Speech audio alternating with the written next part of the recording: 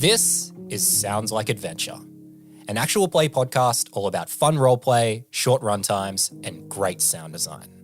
I'm your host and DM, Jack Trainer, and I'm joined by my co-hosts and players, Jacob Sirachi and China Wenzel.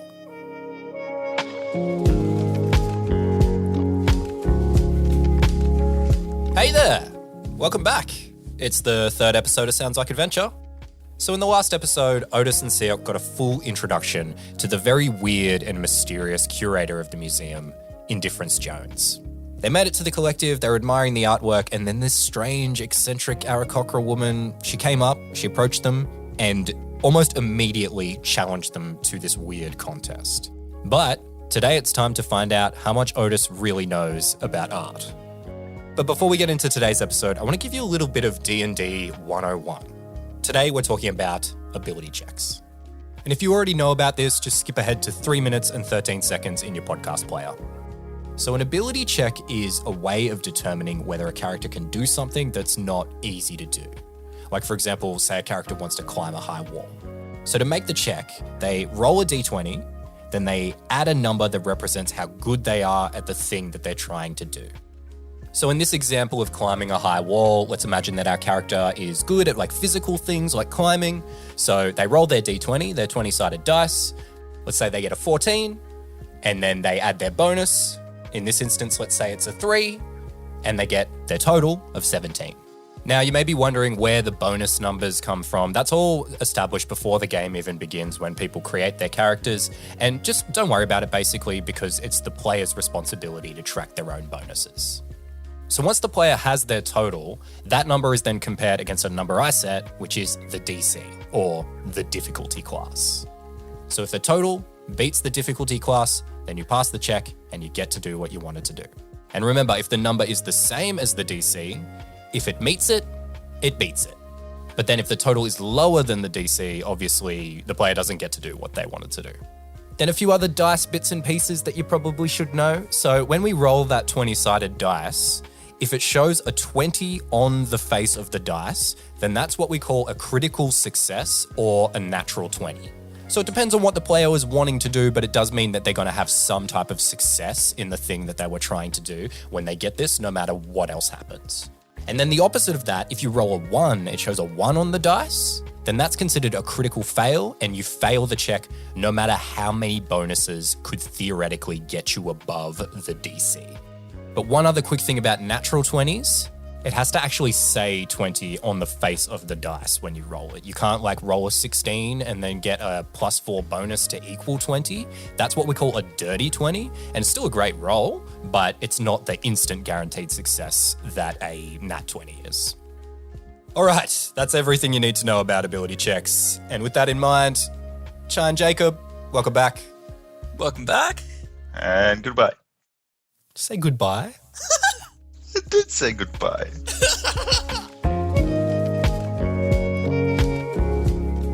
So now that you're a DC expert, I can let you know that unless I say otherwise, all the checks in today's episode are going to have a DC of 12.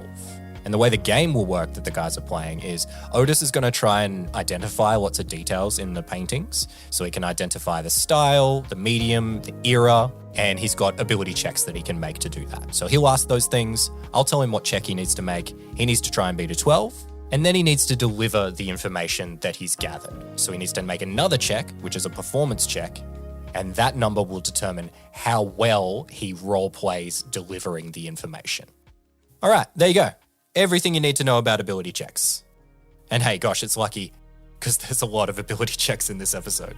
But with all that in mind, let's dive into episode 3 of Sounds Like Adventure.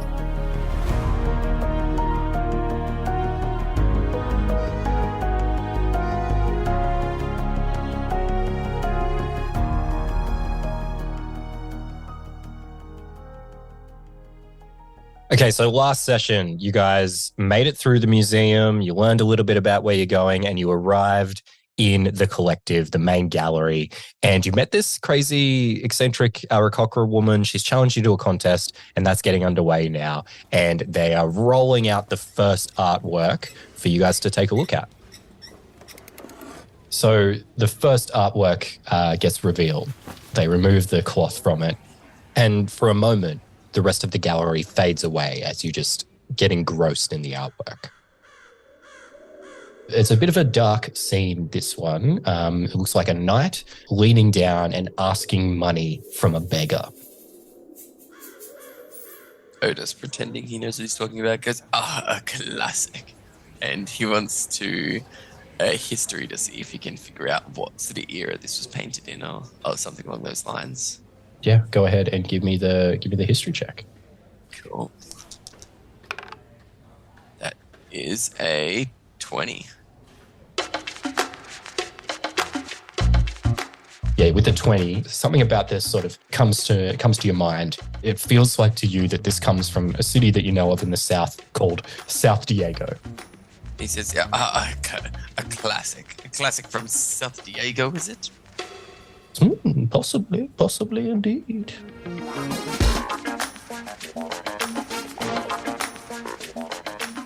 Sioc will try and see if he can't make out what the painting style is, like what are the materials used and maybe how old it is or what like style and era. So yeah, give me a perception check for that one. Trying to beat a 12 again. It's 17. So looking at this, you can tell that it is acrylic. Odis, it's an acrylic painting. Acrylic is the medium. I want to roll an insight and see how, if I do happen to know this artist. Yeah, sure. Let's go for it. That's a 10.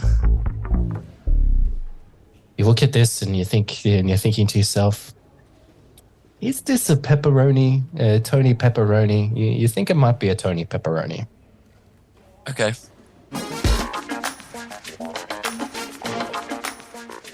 In the room itself, there are paintings, and I assume paintings from Tony Pepperoni. Are they like signed? Is there like a little placard? Yeah, definitely little placards underneath them, and Tony Pepperoni is definitely one of the major artists that is in the area. Can I try to match the style of the painting to one on the walls? Yeah, I reckon. So yeah, you wander over to an artwork by Tony Pepperoni, and yeah, you'll need to make an investigation check to see if you can compare the two. I think this is probably kind of hard to do, so you're probably trying to beat a 15. 21. Yeah, so you're not seeing any similarities between Tony Pepperoni's work and this artwork that you're looking at. Tony Pepperoni, there's a lot of watercolor going on here, and this is not watercolor painting. I'll let Odis know. It's not a Tony Pepperoni. I'll try to figure out who matches to an artist in the room. Yeah, can I try and discern what era it's from, like how old it is? So you kind of figured that out just from where the location of it was from, that's sort of the era. So the only thing left to figure out is the type of artwork that it is, like the school of art that is left. So that would be an investigation check if you want to try and do that. Oh, chuck an investigation on that. And that is a 5. So you're pretty sure that this one is a surrealist painting. Can I look around the room and see if there's any painting that matches that style and then read what that style is? Yep, I'd say that's probably that's investigation again. It's 17. Nice. So yeah, you wander around the room for a while and you find something that's like similar, like these kinds of like depictions of things that like look somewhat real. You're reading the little description of it and it says realism on it. I contact Odis and say like, I found a painting that's very similar in style and it's a realism scene. But I thought it was surrealism. Oh, well, I trust you, brother. You think surrealism is like sure realism? Like it's like really sure that it's real?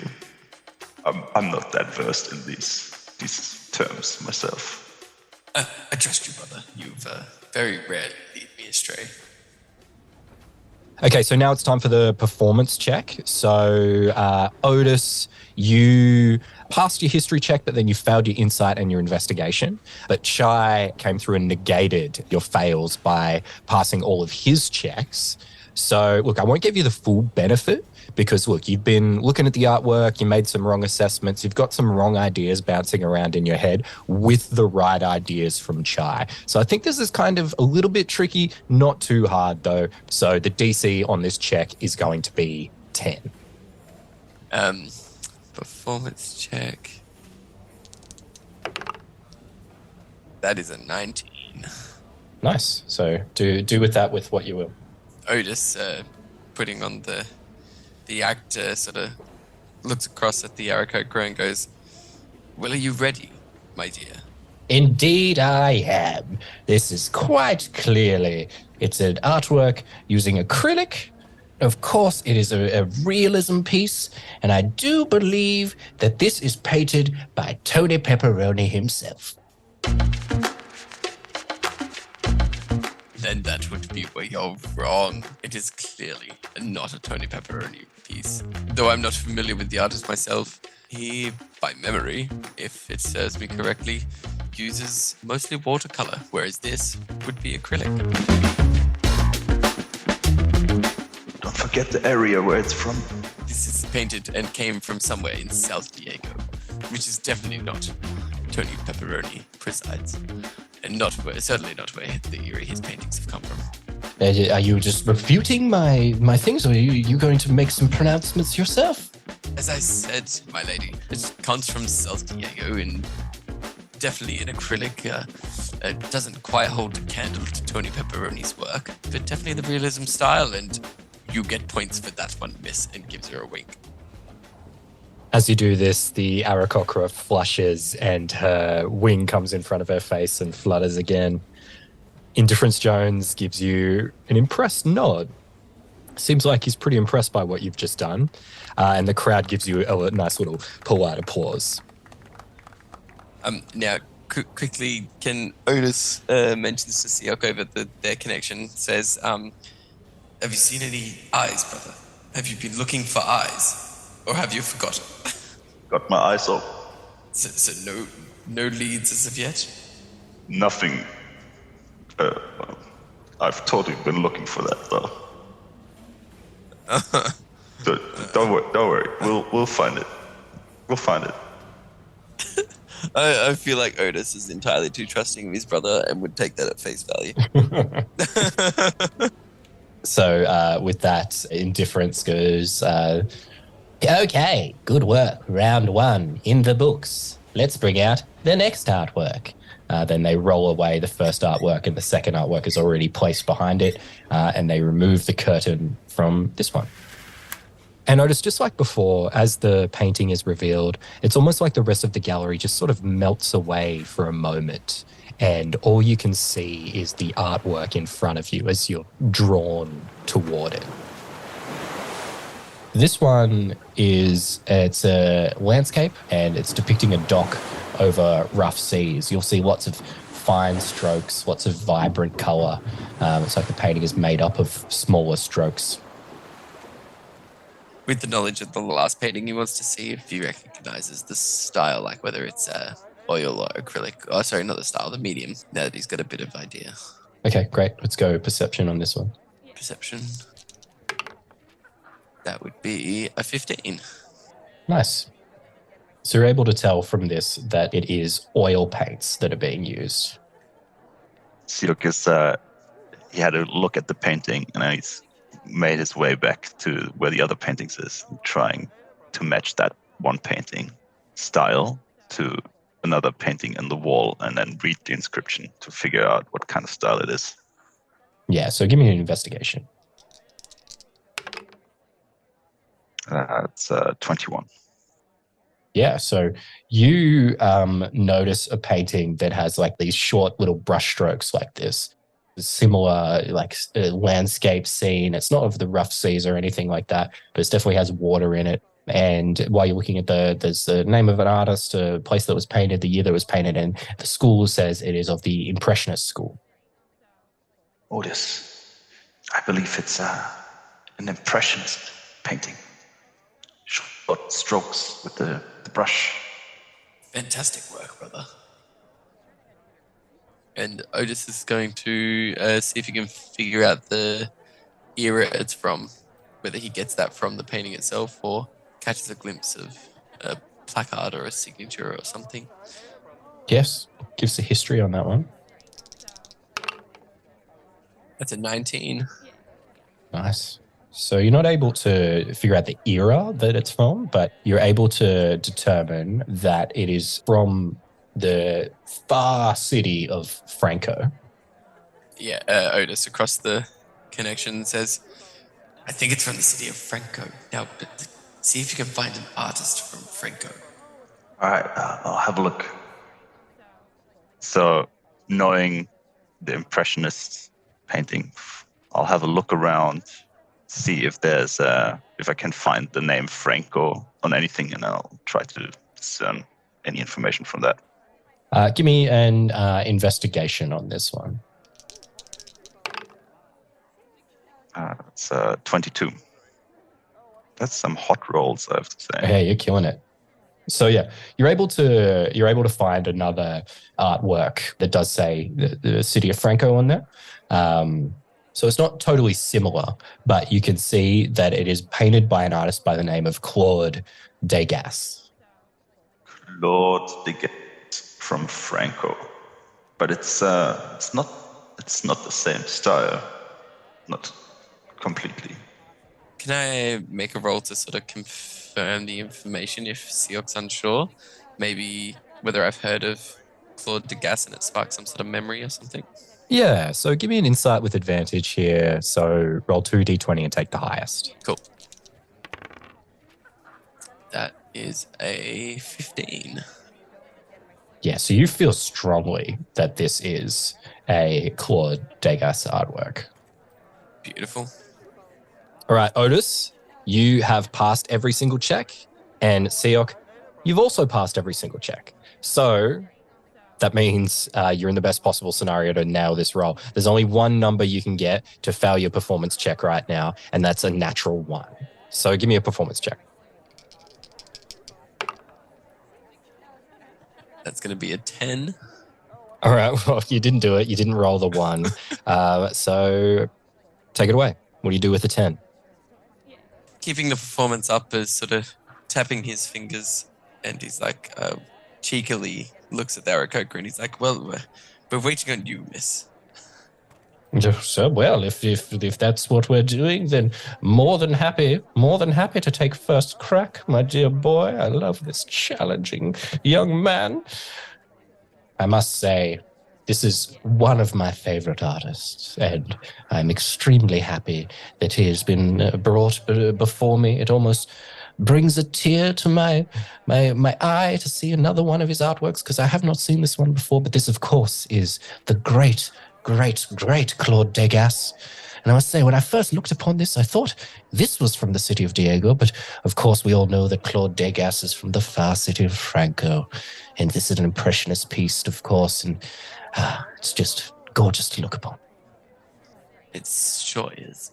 One of Claude's fine oil paintings, my dear. He favors the oil he does, and his impressionist work is very, very astute. As the crowd starts to applaud again, Indifference Jones chimes in and he says, "Ha ha! What a fantastic round! This competition truly is neck and neck.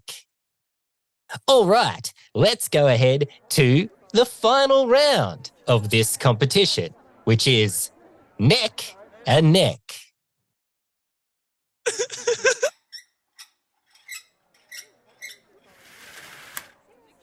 Once again, Odis, as the artwork gets revealed, you find yourself just drawn into it. It is just captivating. They truly have some incredible artwork here at the Hall of Electric Curiosity.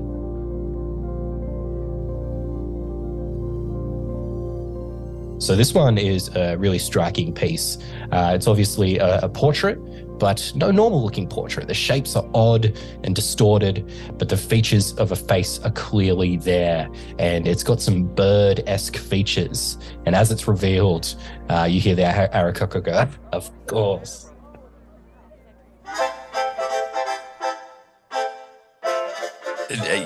Odis, putting on the very knowing persona, goes, Mr. Jones, surely you jest. This is too easy for us. Oh, no. I believe this is quite a hard artwork. I'm confused. Smiles stupidly.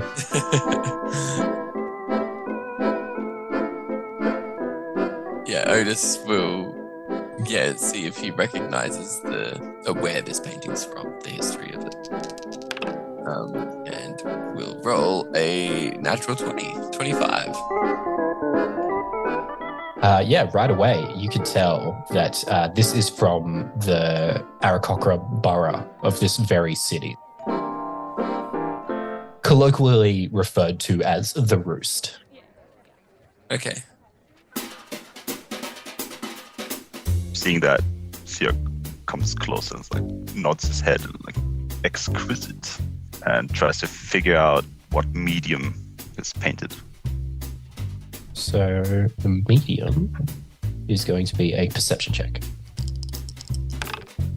That is 26. So as you're looking at it, the Aarokocra looks over to you and goes, "My dear boy, are you trying to participate in our competition all of a sudden? I thought you were too good for competing with us." Oh, I'm not saying anything. I'm just looking at this exquisite piece of art. Well then, exquisite it is, and exquisite for me and your brother. Not for your eyes, who was too good to participate in the fun. Away with you. Sioc's just raising an eyebrow at her. He turns around and walks away. You were able to tell that this is clearly done with ink. Odis, I think it's been painted with ink. Well done. Probably using a feather instead of a brush. Well spotted, brother. Yeah, as Odis is glancing at the painting, he wants to see if he recognizes the artist, but I also want to sort of do a big, very exaggerated yawn, as if this is boring, Odis. Trying to discern the artist. Okay, great. Give me an insight. That would be a 12. Right on the line there. So you feel like there is one Aarokocra artist that you know of by the name of Jackson Paolo. That you feel like Jackson Paolo is from Ethel Grove. So you feel like it probably is Jackson Paolo. Cool. And then to Sioc. Brother, you were good with the styles before. What school of painting was this? Let me have a look. Let me have a look if I can see anything. And quickly glance around. Is there anything similar? Give me that investigation again. Here we go. But that's a bad roll, and I'll use one of my psionic die to improve it by 4. So it's a 13. So you can tell it's an abstract painting. Odis, just look at it. It's obviously an abstract painting. Clearly, you should have been doing this competition, brother. I think so too. Odis turns to the Aarokocra lady and says, "Do you mind if I go first this time, my dear?" Oh, yes. Of course. Sure. Why not? This one, they go first on.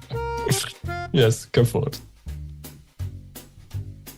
So believe it or not, you did it again. You passed all the checks.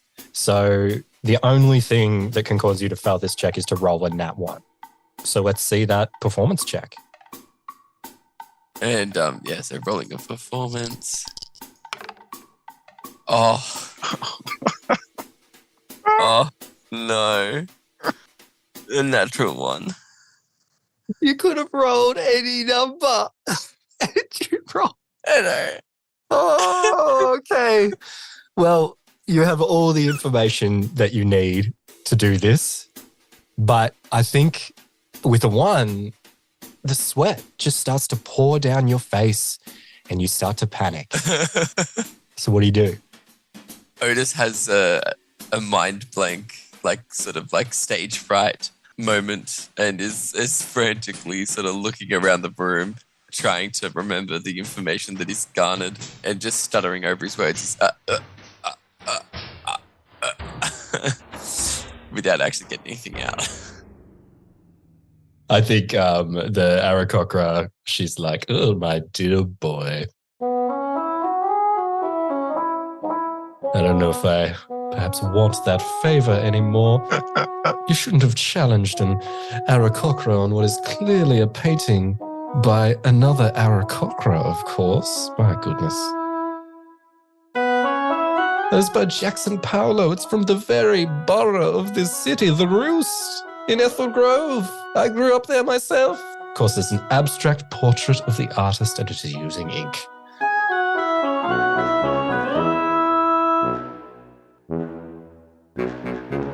Otis, I think, regaining a bit of composure, sheepishly looks at the Aarokocra and goes, "You, my dear, you are clearly a fine purveyor of arts. I am at a loss." The wing comes up again and flutters in front of her face. Oh, you're too kind. You're too kind. You're too kind. And Otis also looks to her and he says, I don't believe that I actually have your name, miss. Oh, of course. My name is Mary Canary. Mary Canary. Otis puts his paw. I gotta figure out what elephants. Yeah, Loxodons have hands. I looked this up before. They just have normal hands, but they're just grey like elephant skin. Like, yeah, how are you holding weapons with those flat? I know, that's why I was like, anyway. Yeah, Otis puts out his hand, as in for her to put her hand in his. It says, "A pleasure to meet you, Miss Canary." And she holds her hand out on top of your hand for expecting you to kiss it. And she says, the pleasure is mine. Otis's trunk comes down and gives it a peck. Indeed. What an amazing competition. One of the best that we've ever had. And I will add up the numbers, so feel free to talk amongst yourselves. The Aarokocra mysteriously walks away as if it can't talk while Indifference is doing maths for some reason.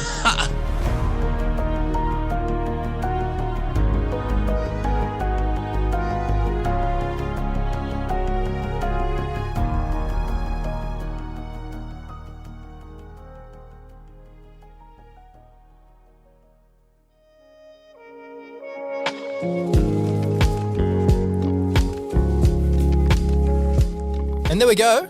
Episode 3 of Sounds Like Adventure. Thanks for listening.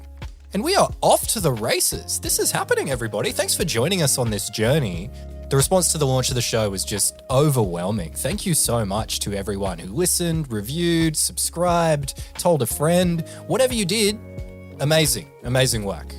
And if you haven't already done it, just head over on the podcast app that you're listening to this on now, subscribe to the show, follow if that's what it says on your app. And if you can leave a 5-star review, that would be just amazing. I'd be so grateful. And hey, also, you might want to go follow us on our socials as well. You can find all the links at soundslike.show. And speaking of soundslike.show, our giveaway is still going. Head to the page, click the link, and you could go into the running to win nearly $350 worth of awesome D&D stuff. But next week, we'll find out who the winner of this crazy contest was, and we'll also see where they take the curator next to see if they can extract some clues on what happened to the Runai from this weird, weird man. But in the meantime, I'll catch you next week on Sounds Like Adventure.